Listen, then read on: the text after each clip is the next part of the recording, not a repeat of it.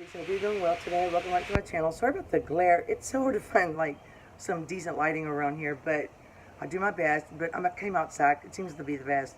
Tonight I'm going to make a simple seared. I'm going to sear 2 steaks. We're probably going to, Ella and I are going to probably have one, but we like them cold leftover. They're so good.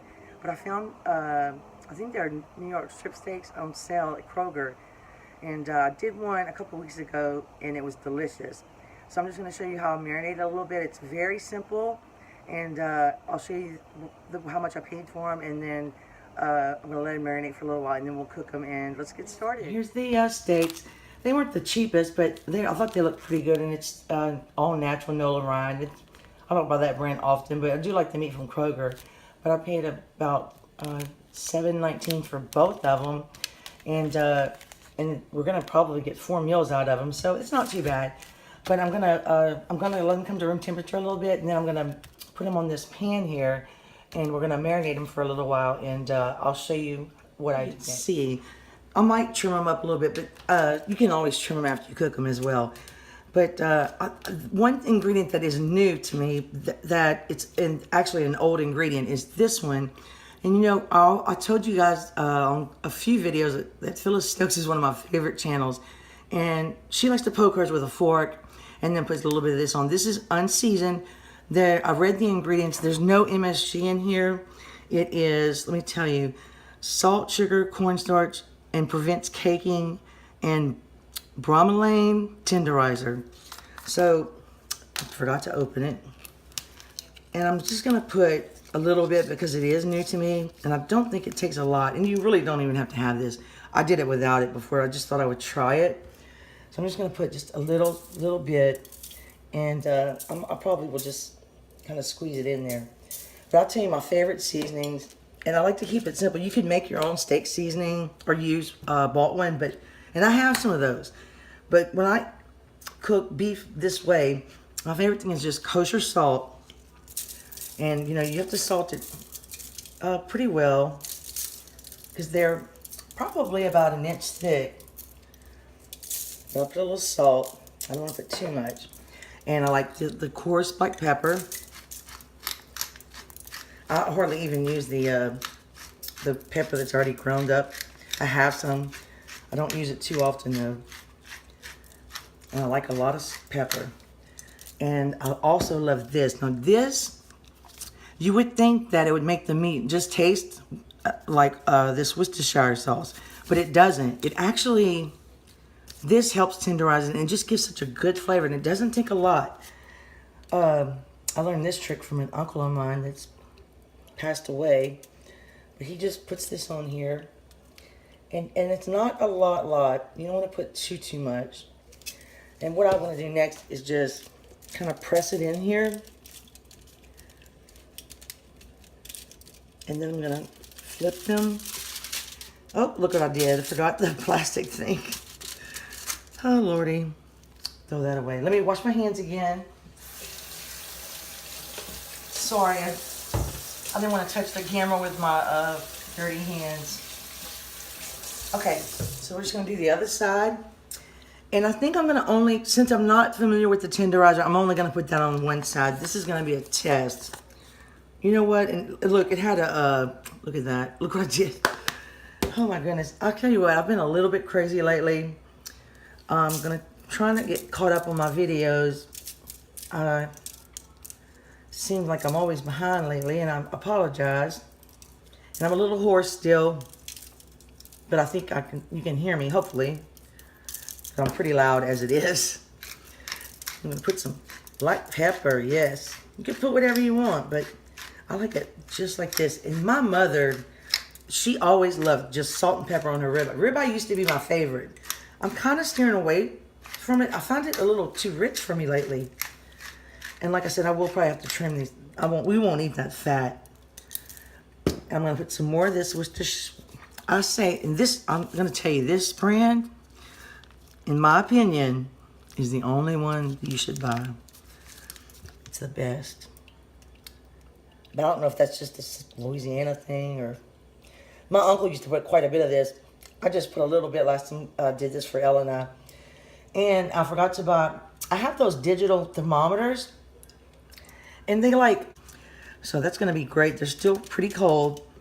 I'm gonna cover them and I'm gonna leave them out for, I don't know, I'm not gonna cook them until later. So you don't wanna leave them out too long, you know, but it is best to make them a little bit closer to room temperature when you cook them, so the inside doesn't remain raw. So I'm gonna cover these, and I think I'm gonna make a salad to go with this. And I'll show you when I come back how we're gonna sear them and probably finish them off in the ingredient that I'm the only one in my family that likes mushrooms, but I have not the best recipe on the planet, but almost the best. No, it's really good. I love it. But I saute them, and I like I like the white button mushrooms, and I cut the stem a little bit, as you can see. And it's time for me to use these. They're turning a little bit brown, but I washed them under water, and then I wipe them with a paper towel, and I just slice them. You know, I don't know the exact measurement, but I like them to have just a little bit of meat to them. But I'm gonna put these on top of my. See, I'm not very. I actually need a new knife, but I'm not gonna complain. I just don't know how to sharpen. But about this thick, and you know they don't have to be perfect. So I'm gonna slice these. I have some onions and garlic chopped up. That's what I'm gonna start with.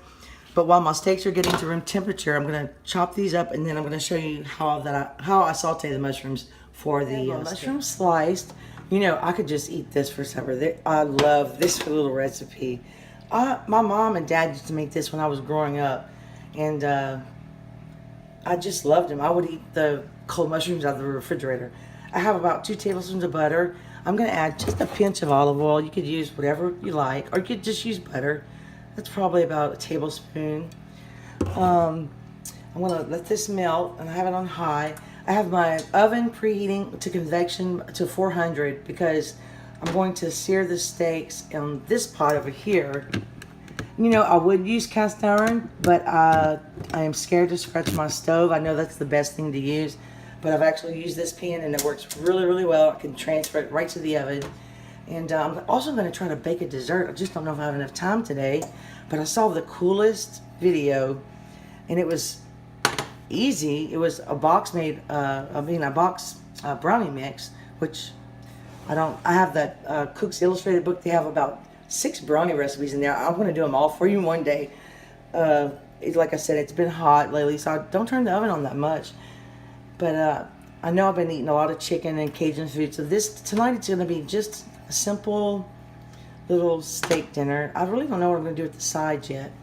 But when I start, I like to add my butter, my oil, and I like to add some onion. You can use any onion you want.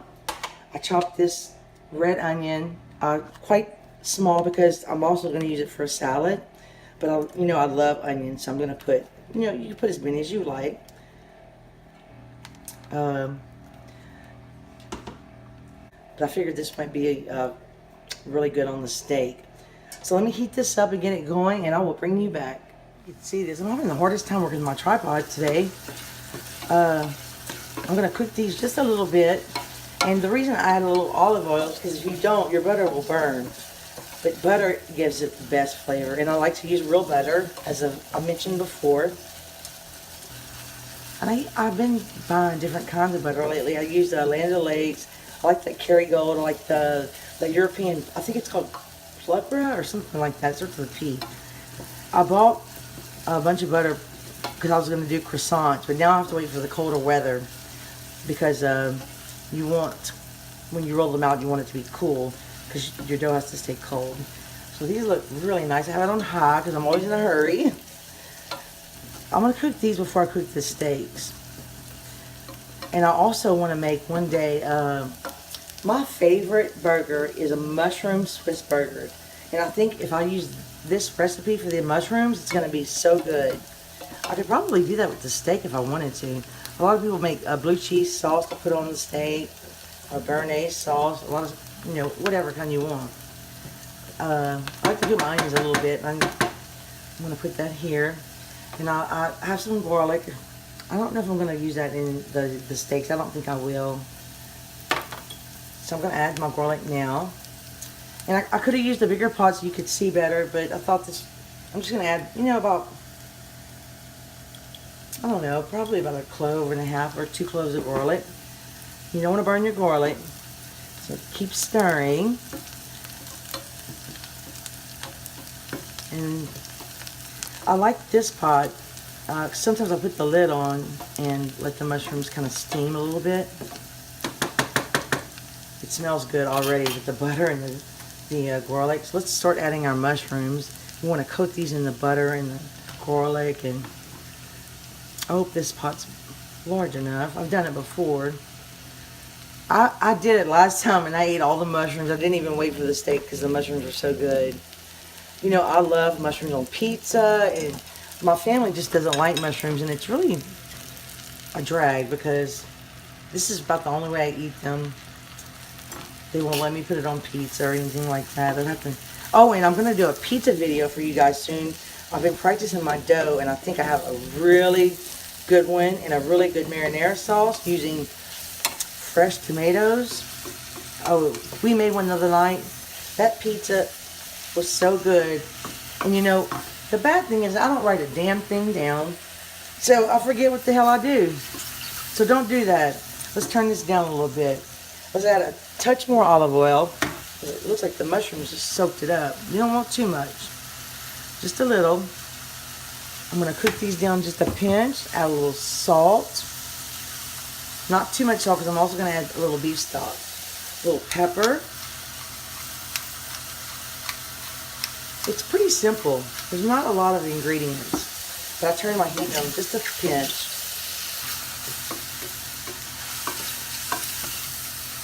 And I brown them just for a second.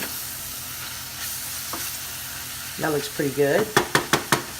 And a bigger pot would give you more surface area, but this works out well. And what I do is, I've shown you this before, I like the kitchen basics. You can use any kind of beef stock you like. I've been using the Sauteed. I'm going to add probably about a cup because I like to cook it down and let it get thick a little bit. So let's turn it back up. And we're going to add, this is the secret ingredient. You don't want to put too much, and you want enough to taste it. You want it to be, what's the word? Tangy? I don't know if that's the right word, but, or you can skip it if you like. So we're going to add, let's add 2 tablespoons. And I love this stuff. It already smells so wonderful. So I'm going to cook these down a little bit, and then I'll show you what it looks like when the liquid cooks down and it thickens up. I'll show you that it's boiling. And you know, I can tell by the smell, you just smell it, that I need just a pinch more of this. I like to be able to smell that tangy red wine vinegar. You could totally skip this if you wanted to. It's going to be so good. I'm excited. And then next we're going to start the steaks. I think I'm going to try some corn on the cob in the Instant Pot, but I'll video that another day. Okay, I turned them off. This is, you can make it, you know, if you wanted to thicken it up, you could add a little cornstarch and water. But I like it a little thin. That way it's kind of juicy on the steak, or, you know, you can eat it any way you like. But I tasted one and they're so good. It's not too salty. It's not too vinegary. It's just right. It's like, it's such a unique flavor. It's really hard for me to describe it. But you can definitely taste the onions and the garlic, and it's not too salty. You just taste it with the spoon. I'm sorry. They're so good. I could just eat this for supper. I love them so much. I cannot grab one. I like them to have just a tiny bit of the firmness left, you know. That's really, really good. So I could probably add a little bit more salt, but you know I'm not going to. I've been trying to watch it a little bit. But I'm going to leave these to the side. Actually, I'm going to put them in a container. And then we're going to start searing our steak. Heating on high. I put a little bit of coconut oil at the bottom. I probably should do it on this side. I think this burner is a little bit bigger, but I'm going to go ahead and go with this one because it's already hot. And I'm going to let it get pretty hot. Look, I didn't put much oil in here at all. It splatters everywhere. And this is the steaks. They've been sitting out. They look, oh, they smell so good. I wish you could smell it. And my oven is preheated to 425 convection. This is, I'm not an expert at this, I will have to test it as I go, but last time I got it perfect, because I want a video at this time, it's not going to be perfect, but it'll be good. And I put some corn in the instant pot, some fresh corn, but I had frozen it, and I don't know if I'm going to make a salad or not. Ella's like doing her own thing, so I don't know what we're going to eat, but I'm definitely going to use my mushrooms because they are so good. So let me let this heat up, and I'll be back. I have anything to do with this video, but when I did after we got back from vacation, I forgot to show you this that I got from Trader Joe's, this Korean style barbecue sauce. I haven't decided what I'm going to do with it yet, but I'm definitely going to make a video of it. First I'll taste it, but it looks so good. And it looks very spicy. You can see the spice in it. So I'm excited about that. I have a lot of things I want to try. Look, it's starting to smoke. It's getting pretty hot. So let's go ahead and drop one in and see what happens. It's probably going to pop all over me in the stove, but that happens sometimes. The cast iron is probably the best heat conductor. This one works fairly well. That's pretty hot. So let's go ahead and put the other one in. And you can season it really any way you'd like. So I'm going to put it on here I'm going to time it for like 3 minutes. I guess 3 minutes, and then I'll bring you back. Oops, sorry. Okay, I looked at the other side and it looks pretty good. So I turned it off. I'm going to put it in the oven. I'm going to start with about, these are thinner than I thought. I'm going to start with about 3 minutes. And look, I tore off a little piece because you want to test it as you go, because it depends on how you like it, but you also want to let it rest. I'm going to put it in the oven for a couple minutes and I'll bring you back. Oh, sorry. I don't know what I did. I'll put them in, I'm not going to lie to you, 3 minutes. And because I think they were thinner than I thought. But I checked the temperature and it said 155, which is perfectly done.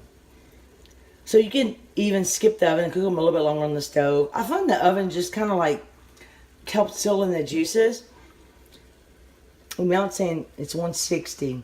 But you can see it, just a tiny bit of blood coming out. We like a little bit of blood, not a lot, but so we're gonna let these rest, and they're gonna be so good. I'm gonna have to add a little salt and mushrooms, of course.